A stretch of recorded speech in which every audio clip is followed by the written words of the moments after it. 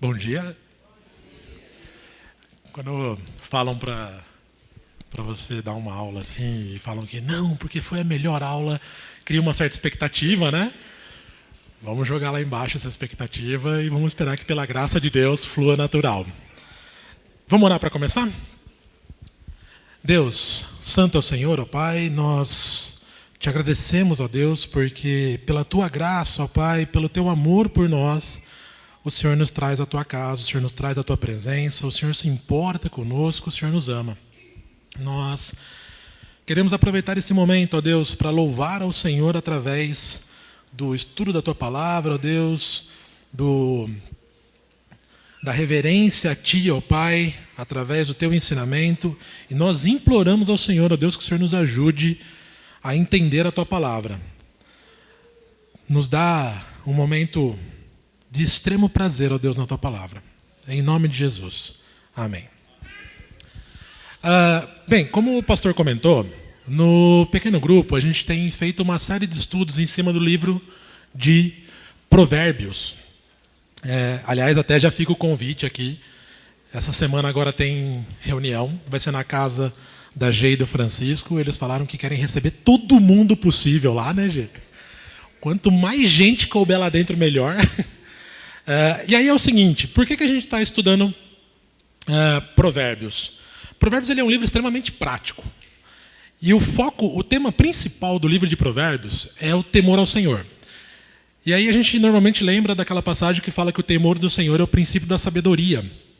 Só que existem vários outros versículos que tratam o temor do Senhor e que vão sempre estar relacionados a algum tipo de comportamento, mas, naturalmente, vinculado à sabedoria. E sabedoria, para o livro de Provérbios, ele é uma junção de conhecimento teórico e conhecimento prático. Quem aqui nunca ouviu alguma situação onde a pessoa fala assim, poxa, eu sei como é que é, mas não sei fazer. E por outro lado, tem aquela situação em que a gente fala, eu sei fazer, mas não sei explicar. Para o livro de Provérbios, sabedoria não funciona assim. Ou você tem um entendimento teórico daquela situação e sabe fazer, ou não é conhecido como sabedoria. E a gente então vem tratando Provérbios em cima dos assuntos mais tratados no livro de Provérbios. A gente não está estudando capítulo por capítulo, a gente está estudando assuntos. O assunto mais tratado é a diferença entre o sensato e o insensato. O segundo assunto mais tratado é comunicação. E o terceiro assunto mais tratado é justiça, que tem aproximadamente aí 150 citações. E aí eu pergunto para vocês, o que é justiça? Não continue enquanto alguém não responder.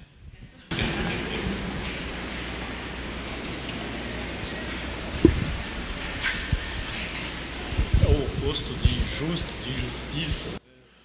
O oposto de injusto é... Começamos com uma definição. A justiça é o oposto de injustiça. Como que a gente definiria justiça? O reconhecimento de um ato, por exemplo, um ato bom. Se você quer, não sei, uma pessoa com dificuldade, por exemplo, você vê a dificuldade da pessoa, a vontade que ela tem de fazer o bem, se você puder ajudar, você vai ajudar. Eu acho que isso é uma justiça. Ser justo com o que ele merece. O reconhecimento de um ato bom. Legal. Eu acho que é a prática da verdade. Mas o que é correto? Prática da verdade, o que é correto. É muito interessante que normalmente a gente não costuma procurar o conceito das coisas. A gente simplesmente vai vivendo o dia a dia e a gente aprende muitos conceitos, ou na verdade vai entendendo um pouco de algumas coisas, mais pela vivência do que propriamente por um conceito em si. De acordo com o livro de Provérbios, a palavra no original é tzedek. Vocês podem perceber que o meu hebraico é fluente através dessa comunicação. Mas a palavra justiça, ela tem uma conotação jurídica e moral. No direito, na parte da justiça, a gente fala que, na parte do direito em si, a gente fala que justiça é o poder de praticar atos de conformidade. Então, quando a gente tem, por exemplo, uma ação que acontece no Poder Judiciário, O poder judiciário ele tem o poder de praticar atos para resolver aquela situação, colocando ela em conformidade. Conformidade com o quê? Conformidade com as leis. Né?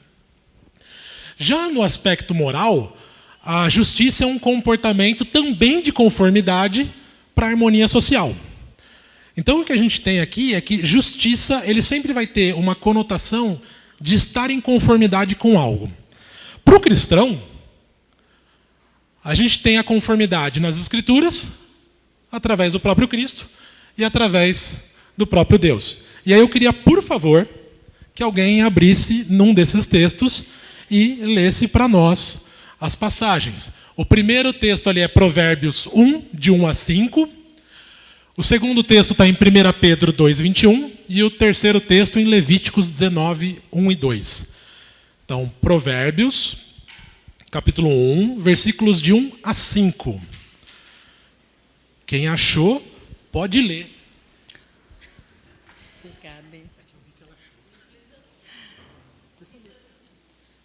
Pode ler. Provérbios de Salomão, filho de Davi, o rei de Israel, para aprender a sabedoria e o ensino, para entender as palavras de inteligência, para obter o ensino do bom proceder, a justiça, o juízo e a equidade, para dar aos simples prudência e aos jovens conhecimento e bom siso. Ouça o sábio e cresça em prudência, e o instruído adquira habilidade. Então, Salomão começa o livro já deixando claro para que serve toda aquela instrução. E é muito interessante que no versículo 5 ele fala: o sábio ouça para crescer em sabedoria e o prudente ouça para adquirir habilidade. O que reforça a ideia de que a justiça tem essa ideia, a sabedoria e a justiça tem essa ideia prática. O que diz 1 Pedro 2, 21?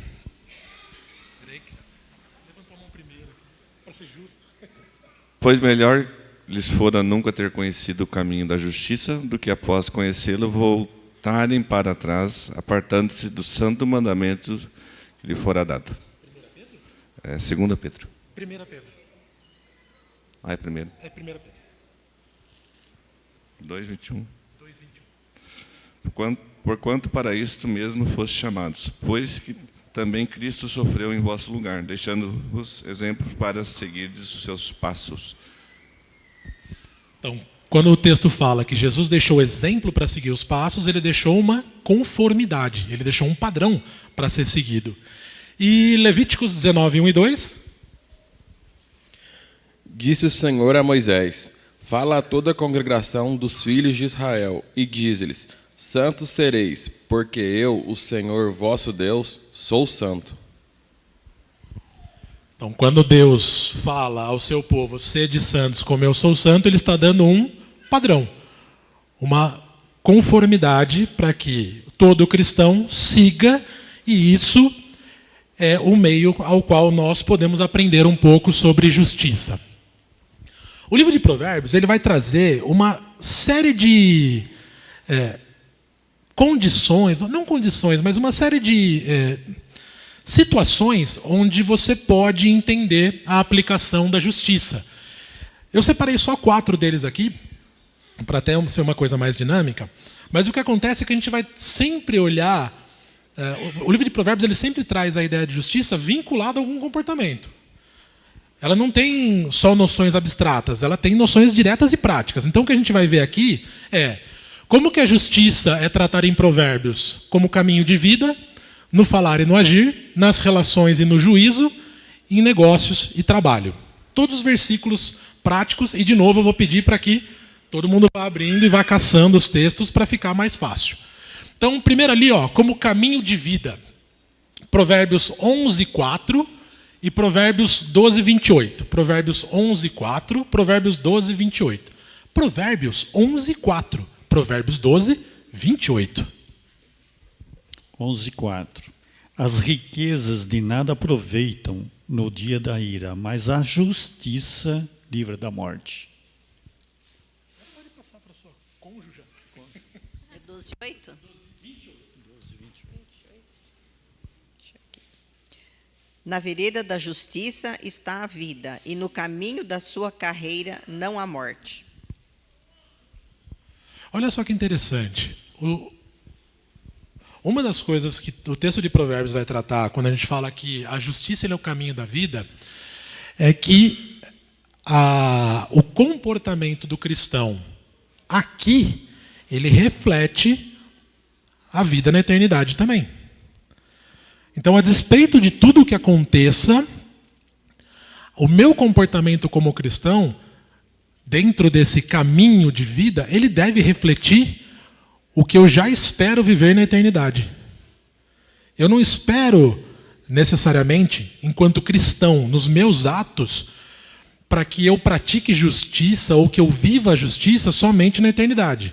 Aqui nós devemos viver, no percurso da nossa vida, atos de justiça como se eu já vivesse a eternidade. De nada adianta eu esperar uma situação na qual eu não viva hoje. Ainda que o que a gente vive hoje é naturalmente um reflexo, uma condição mais simplificada do que a gente vai viver na eternidade. Mas o texto de Provérbios deixa claro que o caminho da justiça, a vida na justiça, ele traz vida eterna.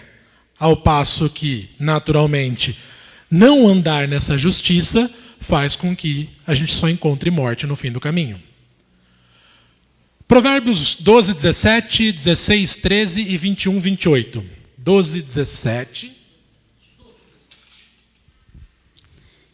O que diz a verdade manifesta a justiça, mas a testemunha falsa a fraude. 16, 13. 16, 13. Os lábios justos são um contentamento do rei, e ele ama o que fala coisas retas. 21, 28. O sábio de coração é chamado prudente, e a doçura no falar aumenta o saber.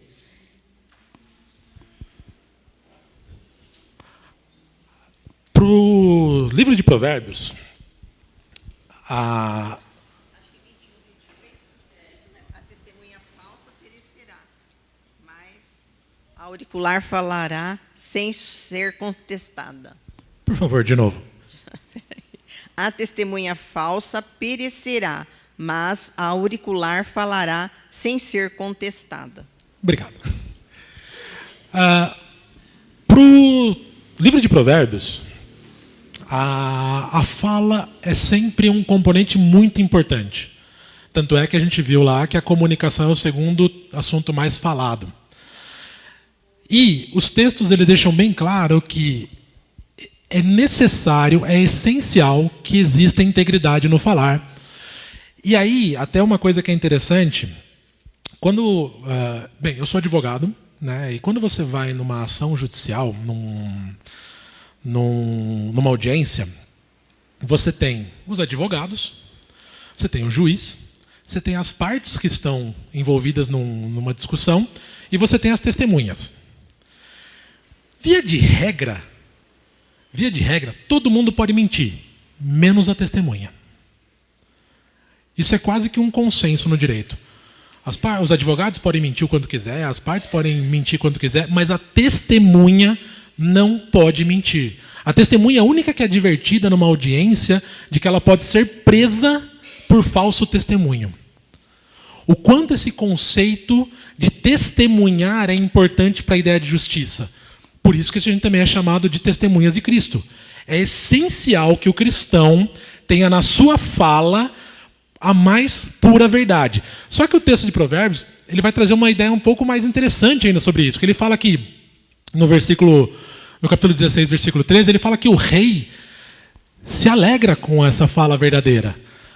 A verdade falada, ela atrai até mesmo, ou ela tem valor até mesmo para os ímpios, para aqueles que não costumam falar a verdade. A gente tem essa visão ainda que superficial, mas a gente consegue ver que realmente, quando você fala a verdade, chama a atenção. As pessoas prestam um pouco mais de atenção quando você traz ali um equilíbrio no diálogo. E por fim ainda, ele vai falar que a verdade ela permanece. Antes de ser advogado, eu era professor de educação física. E eu era meio conhecido por ser um cara muito linha dura com os meus alunos. E aí eu sempre ouvi falar assim, quero ver quando quando você virar pai, se você vai continuar sendo assim tão linha dura. E eu falava, eu vou, porque eu sou eu não mudo, eu vou ser assim. E aí nasceu o Samuel. E aí está aqui isso aqui que virou depois do Samuel. O que acontece é que a ideia aqui é que a verdade ela permanece. Ela não sofre alterações dentro dessa concepção de justiça.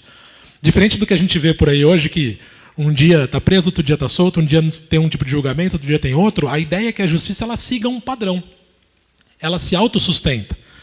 Uma outra coisa que eu até comentei no pequeno grupo, e aí minha mãe está aqui para não deixar eu mentir sozinho. Brincadeira. Mas minha mãe ela sempre dava exemplos de casa também, porque ela fala que meu avô era um cara muito sábio. E quando meu tio saía muito assim na juventude, meu avô um dia chegou para o meu tio e falou assim, Moisés, se um dia a polícia bater aqui na porta atrás de você por causa de alguma coisa que você fez, você vai preso. Nunca aconteceu, graças a Deus. Né? Mas o que acontece é que, será que a gente mantém essa palavra assim? Será que tudo que a gente fala, ela se autossustenta? Será que ela perdura? Porque de acordo com Provérbios, as palavras e os atos de justiça, eles permanecem. Eles não são abalados nessa situação. Nas relações e no juízo, Provérbios 17:15, 18:5, 29:7. 17:15, 18:5, 29:7. Temos uma participação. Em relação ao falar e o agir, né, a verdade permanece. Hoje a gente vê em algumas vertentes da sociedade pontos de vistas diferentes, e aí traz o meu ponto de vista é a minha verdade. Para você não vale, porque para você a verdade é outra. Né? Então, que é importante, principalmente para o cristão, ter essa dimensão de parâmetro da verdade e não ser ponto de vista. Perfeito. Até eu sempre gosto de um exemplo que uma vez eu vi uma chargezinha na internet, que eu vou tentar replicar aqui com vocês para ver como é que a gente resolve isso. Estou aqui de frente para G. Ok? Na minha frente aqui no chão, tem um número 9 desenhado. Qual é esse número para G? 6. Adianta eu falar para G que isso aqui é um 9? Porque ela está vendo um. Adianta ela falar para mim que aquilo é um 6? Porque eu estou vendo um. Como que a gente resolve isso?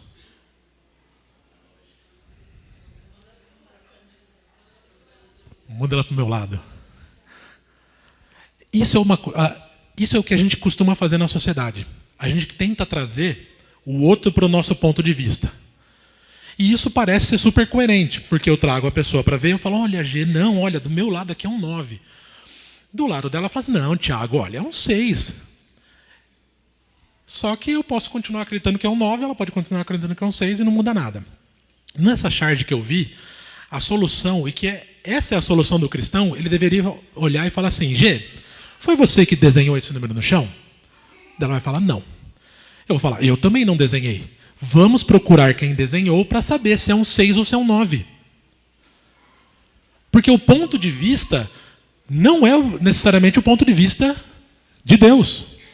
Então, o que foi falado aqui em relação a saber o que é verdade, ter consciência, isso quer dizer que eu tenho que buscar a origem daquilo. E não simplesmente olhar e falar assim, tá bem.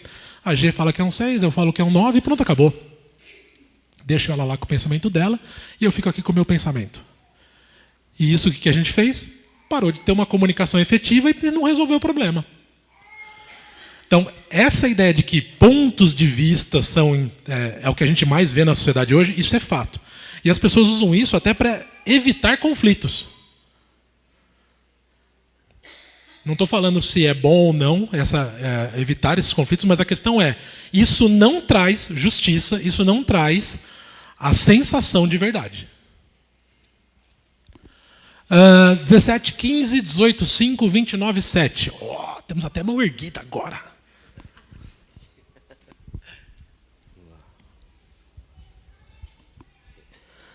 O que justifica o perverso e o que condena o justo, abomináveis são para o Senhor, tanto um como o outro. 18:5. Provérbios 18:5.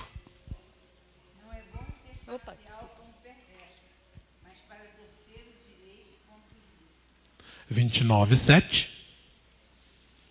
Informa-se o justo da causa dos pobres, mas o perverso de nada disso quer saber.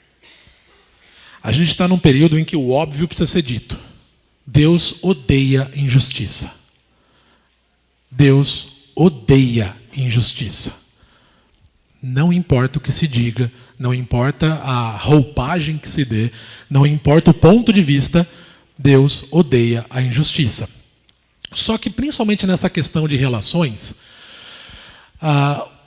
principalmente essa última passagem de 29:7 vai falar que o justo ele se importa com as causas dos pobres. Qual que é a ideia desse texto? É muito fácil, muito fácil eu me sensibilizar com uma causa que está extremamente longe de mim. É muito fácil. Porque o máximo que eu preciso fazer é talvez enviar uma doação, dar algum tipo de suporte. Mas o texto está falando o seguinte, que aquele que pratica a justiça, ele tem relação, ele tem a proximidade com as causas que são ali, por assim dizer, injustas, que estão passando por dificuldade. Ou seja, o ato da justiça em si exige do cristão envolvimento. De nada adianta, e aí a gente pode lembrar de diversas passagens das Escrituras que vão deixar claro a necessidade de eu me envolver com a situação e não simplesmente falar assim, ei, irmão, como é que estão as coisas? Ele fala assim, tá legal. Falar, não, vou orar por você, fica tranquilo. Eu não quero me envolver. Falar, não, é problema. Eu vou ter que saber o que está acontecendo, eu vou ter que dispor de tempo, eu vou ter que dispor de uma condição para tentar ajudar a resolver. Só que isso é justiça para o texto de Provérbios. Não é simplesmente eu mascarar uma relação a partir de dar alguma coisa ou de falar que eu vou fazer alguma coisa. É necessário que o ato de justiça ele esteja em envolvimento. Eu preciso estar envolvido nessas causas. Ou eu estou envolvido, ou na verdade eu só estou, de novo, querendo me livrar daquela situação. Eu estou passando ela para frente. Aí, pensando nesse envolvimento, existe uma linha bem tênue aí em relação a envolver na causa, mas não julgar a causa, não nos tornarmos o juiz nesses relacionamentos. Manter a linha. Eu li errado ali o versículo, né? Estava falando em 1 Pedro 2:21, eu li o 2 Pedro, né? Mas eu acho que o versículo que eu li que foi proposital, né? Não tem coincidência, né? Não tem acaso, né? E fala aqui dos mestres que para eles, nesse caso, para aqueles que estão na igreja e ensinam errado, e a gente tem que atentar para essas coisas também, porque o Pedro fala que é melhor que eles não tivessem nem conhecido o caminho da justiça, porque conhecendo o caminho da justiça, eles não andam conforme o caminho da justiça, e ele compara aqui que é semelhante ao cão que voltou ao próprio vômito, ou a porca, depois de lavada, ela volta para o lamaçal.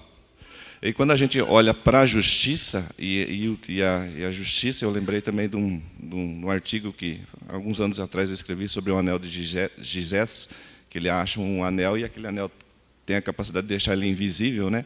Isso está lá na República de Platão.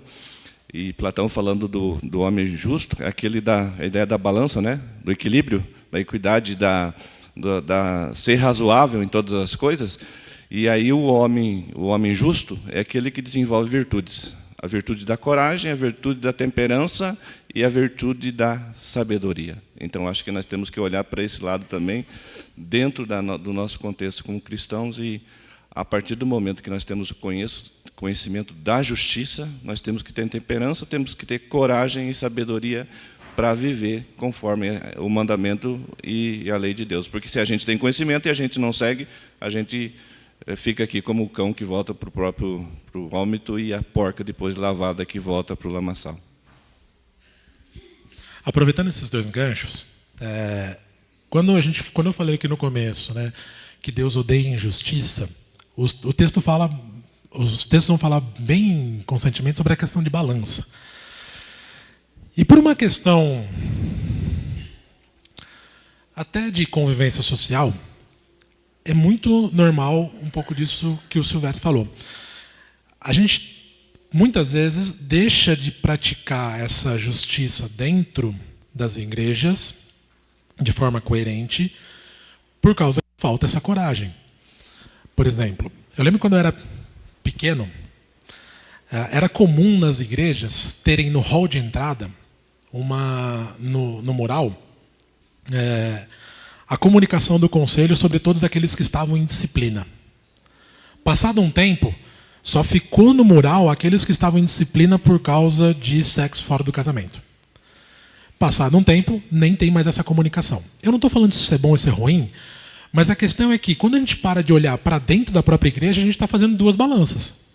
Eu tenho muita coragem para falar da justiça ou da injustiça fora da igreja, mas às vezes não tenho para falar aqui dentro. E aqui dentro a gente deveria ter esse cuidado. Aqui dentro, sim, a gente deveria tratar, porque a ideia de justiça não é condenação. A ideia de justiça, como a gente está vendo, é um padrão de conformidade. Se nós queremos que a nossa igreja tenha um padrão de conformidade, na verdade, essa ideia de comportamento na justiça é um zelo com a igreja. Se a gente faz isso em casa, com muita paciência, suportamos as birras dos nossos filhos, mas a gente é justo. Então, se ele faz alguma coisa errada, ele tem que entender as consequências. Na igreja não é diferente. Só que assim como a gente faz em casa com amor, na igreja, Deus deixa claro que todo ato de conformidade que possa gerar uma disciplina é em amor. Por isso que a gente também perdeu muito essa noção de justiça, porque a gente acha que justiça é condenar, a gente acha que justiça é penalizar, e não é. É entrar em conformidade. Negócios e trabalho. Provérbios 11:1, 16:11, 20:10. 11:1, 16:11, 20:10. 11:1.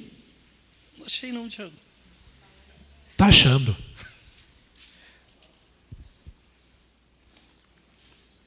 Balança enganosa e abominação para o Senhor, mas o peso justo é o seu prazer. 16:11. Peso e balança justos pertencem ao Senhor. Obra sua todos os pesos da bolsa. 20:10. Eu senti no seu olhar que você queria ler.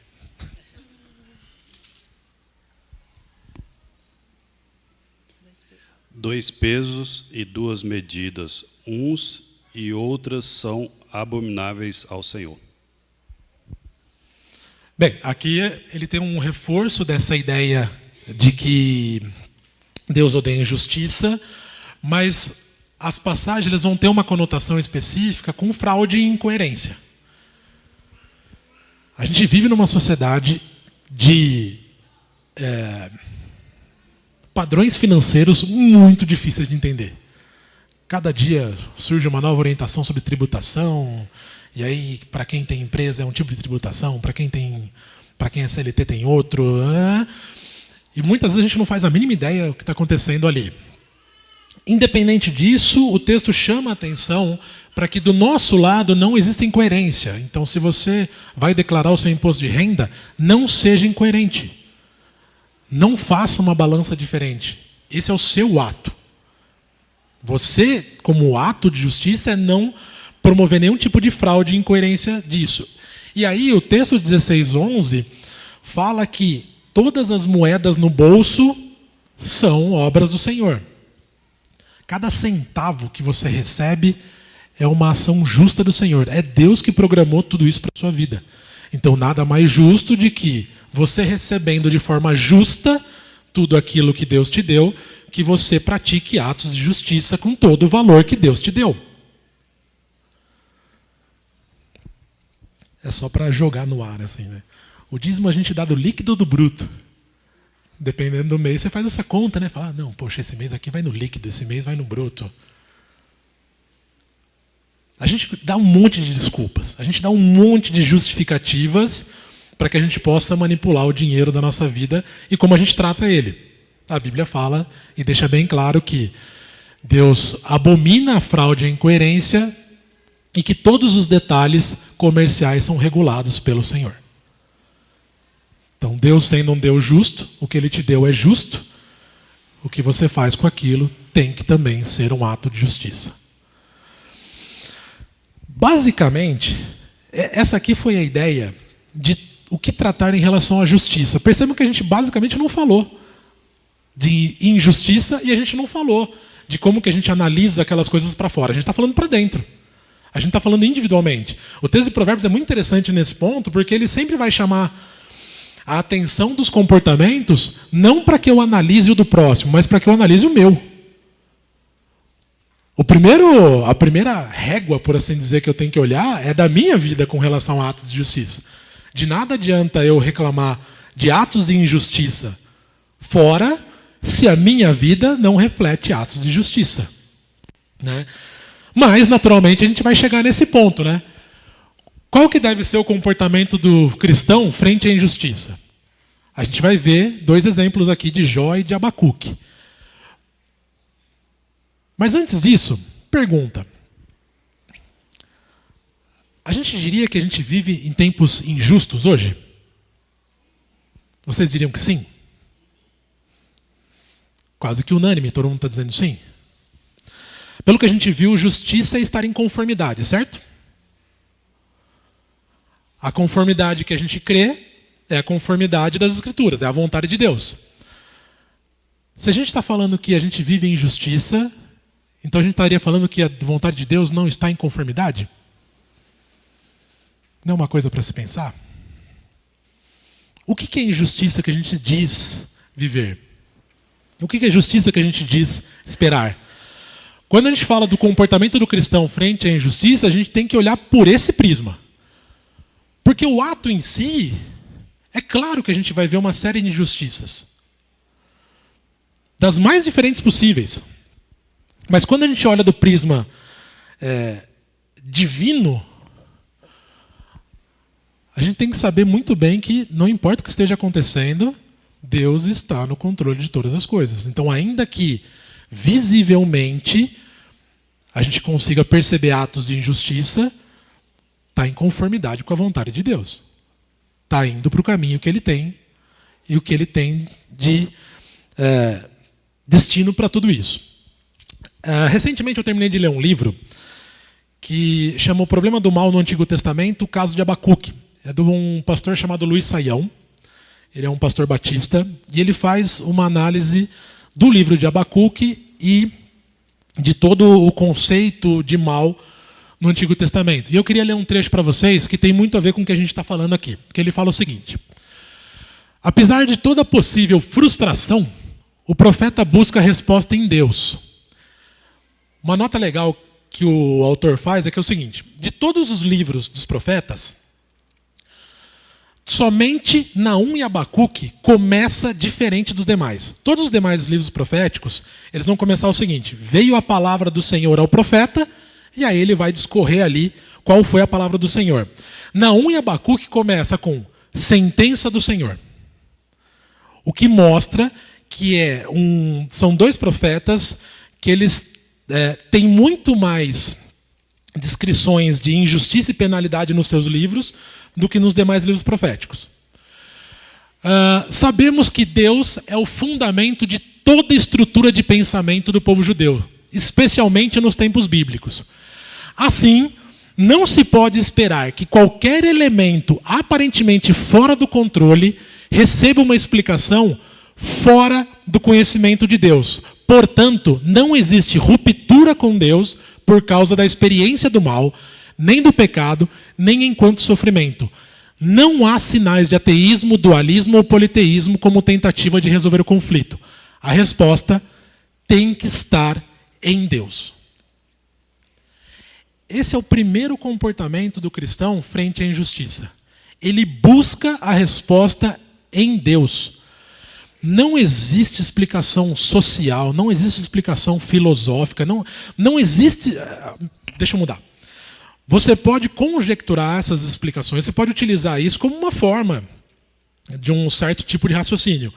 Porém, para o cristão, não existe resposta a tudo o que acontece fora de Deus. A primeira coisa que eu tenho que buscar a entender como que essas coisas estão acontecendo é em Deus. E se a gente olhar para as Escrituras, não foi uma única vez que tiveram reis e soberanos totalmente injustos como uma forma de disciplinar o povo de Deus. E aquilo era a vontade de Deus. Então muitas vezes a gente olha, fica indignado e esquece de buscar em Deus essa resposta. E aí o autor vai trazer isso, que o primeiro grande comportamento frente a qualquer injustiça é buscar Deus, a compreensão divina com isso. E aí sim tem um paralelo aqui. Porque quando a gente lê o livro de Jó, Jó passa por toda aquela situação, e a resposta que Deus dá para Jó não é sobre o porquê que ele estava passando aquilo. A resposta de Deus para Jó é lembrar a Jó de quem ele é e de quem o próprio Deus é. Tanto é que a conclusão de Jó é a seguinte: bem sei que tudo podes e nenhum dos teus planos pode ser frustrado. Por isso me abomino e me arrependo no pó e na cinza.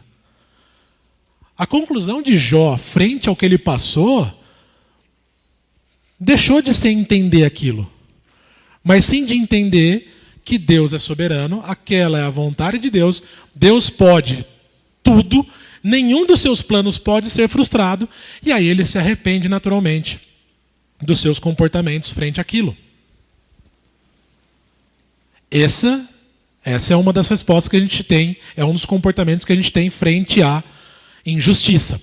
Só que o caso de Abacuque é um pouco diferente. No caso de Abacuque, aliás, é muito, muito, muito interessante mesmo. São só 3 capítulos do profeta, do livro profético. Basicamente, o primeiro capítulo e metade do segundo capítulo é Abacuque falando para Deus ali que o negócio estava muito ruim. Que o negócio estava de mal a pior. Que ele estava vendo a divisão, isso está nas entrelinhas, né? Mas que ele vê a divisão do reino de Judá, ele vê o crescimento da Babilônia, ele vê a proximidade com o exílio, ele só vê um futuro muito ruim para tudo que estava acontecendo com ele.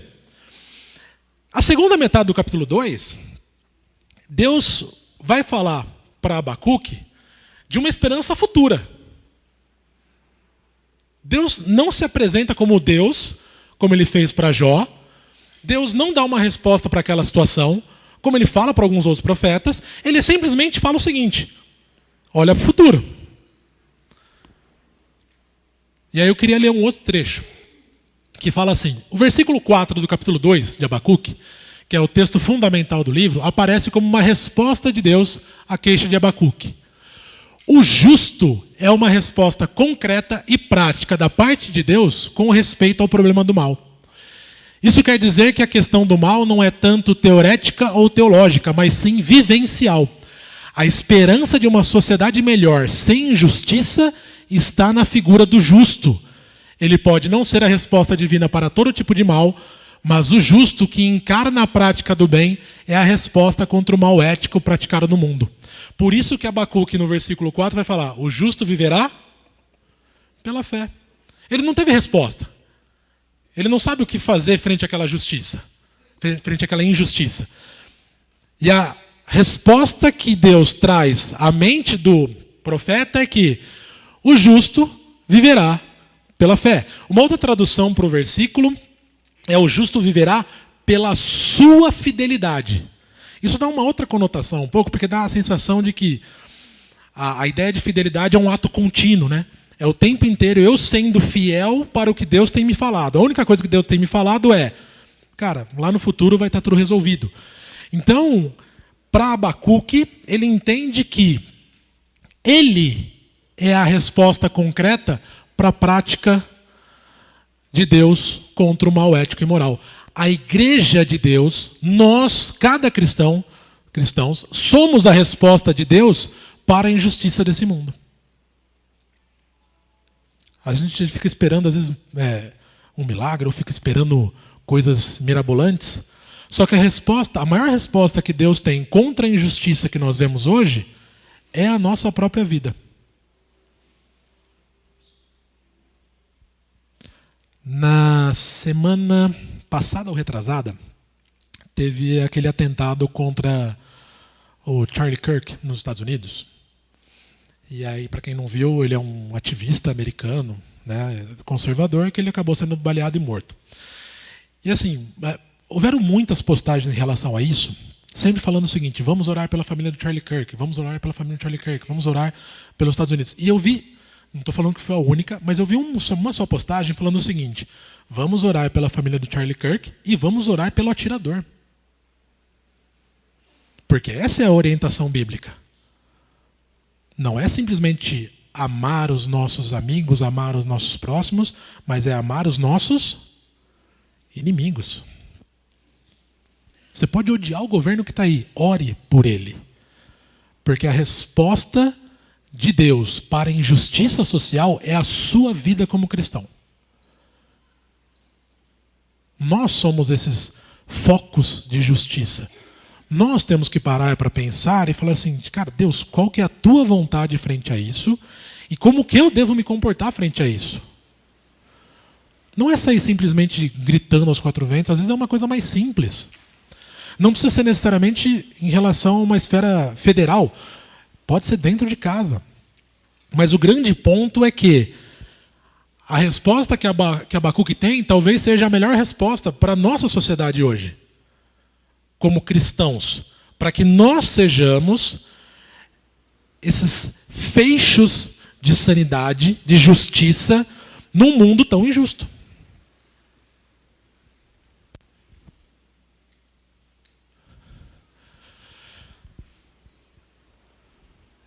Para concluir, os dois, talvez, pontos principais práticos, de novo, como cristão, frente a tudo que a gente vive, frente a todas as questões relacionadas à justiça e injustiça, continuam sendo as mesmas respostas de sempre. Isso é uma coisa que eu acho muito legal na Bíblia. No dia a dia profissional de cada um, a gente tenta inventar cada vez mais novas respostas e soluções para os problemas que vão surgindo. E a Bíblia ela continua dando a mesma resposta sempre. Busque em Deus todas as respostas para tudo que acontece nesse mundo.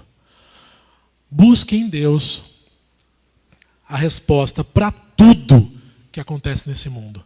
Não é somente aquilo que parece ser legal. É para tudo.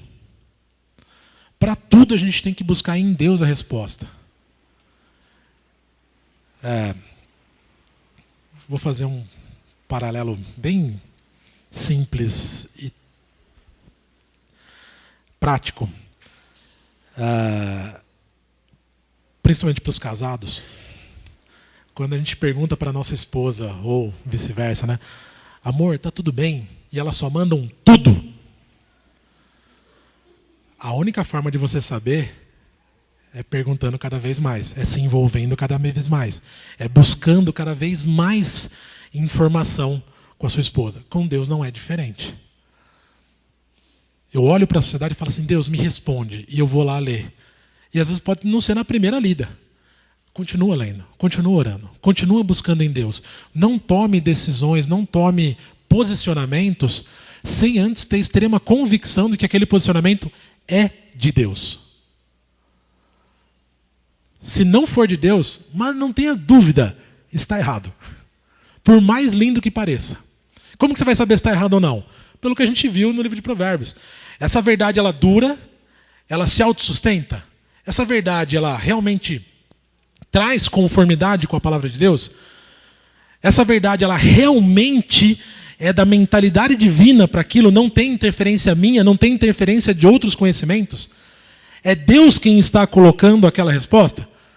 Então, busque em Deus todas as respostas para tudo que acontece nesse mundo. Mas não esqueça que a principal forma que um Deus faz isso é que nós somos a resposta divina contra o mal praticado nesse mundo, da mesma forma que o nosso Salvador, Cristo Jesus, foi. Vive-se, às vezes, uma discussão teológica daquela do tipo, poxa, mas tem que virar outra face, não tem que virar outra face, tem que fazer isso, tem que fazer aquilo. E a gente fica teorizando tanto, às vezes no comportamento de Cristo, para justificar o nosso. Quando, na verdade, a gente só tinha que parar, olhar para o exemplo de Cristo e realmente imitá-lo. Quando a gente não faz, é porque a gente não buscou a resposta em Deus, ou se buscou, talvez não gostou, né? Falou, não, essa resposta de Deus acho que talvez não cabe para isso. E eu sou mais inteligente que isso, agora eu vou resolver isso da minha forma. Né? E a gente deixa de ser a resposta divina contra o mal. Então que nós sejamos essa resposta de Deus frente à injustiça. De tudo que a gente vê, o governo pode ser horrível, seja a resposta de Deus contra essa injustiça praticada no governo. X, qualquer situação é injusta, seja a resposta de Deus para aquela situação. Isso é o que Deus fez por nós. Dúvidas, angústias, reclamações com o pastor, porque ele que pediu para eu falar. Brincadeira. Dou-lhe uma, dou-lhe duas.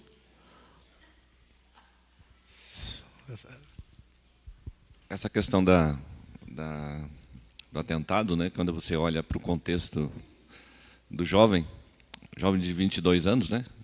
Eu, na mesma hora, já olhei para o Érico tem 22 anos, né? E você vê e os outros jovens na igreja também, né? E às vezes conhecidos, e você vê o impacto que tem causado para a família, né? Então isso não é uma questão de ideologia, mas é uma tragédia social muito triste, porque aquele jovem provavelmente vai ser condenado e talvez nunca mais saia da prisão, ou seja condenado à pena de morte.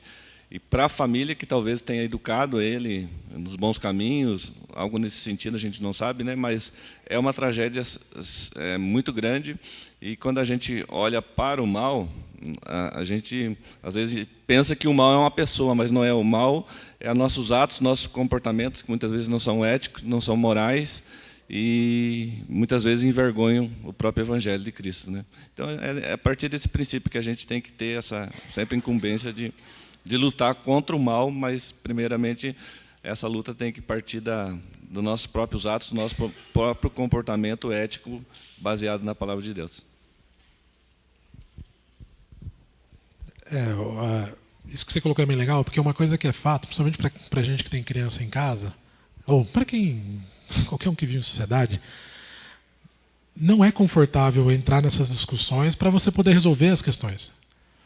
Só que, de novo, naquele exemplo, se eu simplesmente ignorar a condição, ficar no meu ponto de vista, é por isso que a gente tem perdido tantos jovens, tantas crianças, para tantas outras concepções, outras ideias, porque no fundo, a gente como pai às vezes não quer discutir, né? Você fala, vou discutir, vou ficar tentando colocar na cabeça dele. Tem que colocar na cabeça. Tem que conversar. Você tem que... Eu gosto muito de um pastor que ele fala o seguinte, que para homens especificamente, ele fala assim, homens, o seu trabalho de verdade começa quando você chega em casa depois do trabalho. Porque é ali que você tem que ser pai para o seu filho e marido para a sua esposa. E não simplesmente chegar em casa e cansado do trabalho, alguma coisa assim, e dar essa desculpa de que estou cansado e hoje não vai. É o que a gente vê em Provérbios. A ideia de justiça é envolvimento. Se você não se envolve com quem está extremamente próximo a você, pais, filhos, cônjuge, por aí vai, não é na sociedade que você vai se envolver. Né? Agora, quanto mais eu tiver essa vivência em casa, é muito mais fácil eu fazer isso para fora também. Ok? Espero que tenha ajudado. Lembrando que sexta agora tem reunião na casa do Francisco e da G. Eles querem receber todo mundo lá. Né? Pode ir, ó, lá está falando. Ó. Vamos orar para terminar? Senhor Deus eterno e bendito Pai, muito obrigado, Senhor. Muito obrigado porque o Senhor nos trouxe para o reino do Filho do Teu amor. Obrigado, Pai, porque o Senhor tem falado através dos Teus servos, coisas que nos ajudam a entender coisas que às vezes nós não conseguimos. E, Pai, sabemos que nem sempre o Senhor vai nos dar todas as respostas. Mas, Senhor, obrigado porque podemos confiar no Senhor. Obrigado, Pai, porque podemos contar contigo, contar com os Teus conselhos, contar com aquilo que o Senhor deixou escrito para nós. Obrigado, Pai, pelo Teu imenso amor. E nos ajuda, Pai, porque o nosso coração ele é enganoso. O nosso coração ele é desesperadamente corrupto. E que nos momentos de dúvidas, nos momentos em que nós estivermos aflitos, que nós possamos, ó Pai, parar e refletir naquilo que o Senhor tem nos ensinado, naquilo que o Senhor tem como justiça. Senhor, nos abençoe e nos traga em paz em breve para o culto da noite. É a oração que fazemos em nome de Jesus. Amém.